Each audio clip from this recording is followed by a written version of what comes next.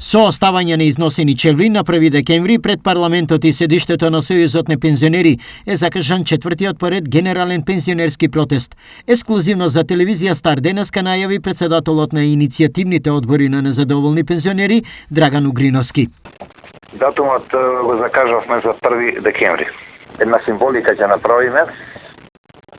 Собранието каде што сите протестанти од дома ќе ги донесат своите стари чевли, патики, влечки кои се за фрлање, ќе им ги оставиме во кеси пред собранието да им покажеме дека 4 месеци сме.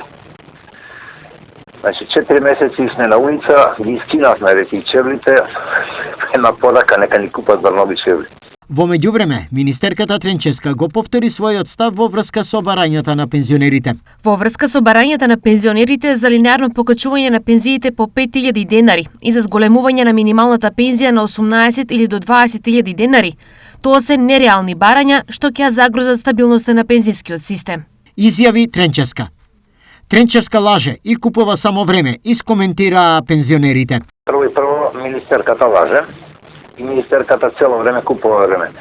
На прошлите митинги кога бевме на преговори, кај не се рече дека за 7 дена ќе излезе. Од тогаш проведува не на протестот објавивме од тие 7 плюс 27. Сега се поминати уште 37 дена кога најавува се наредната лентава следната недела. Која наредна 100-та седмица ли ќе објави? Деновиве, до надлежните институции пензионерите доставија предлог измени на 2 закони, кои ги засегаат нив.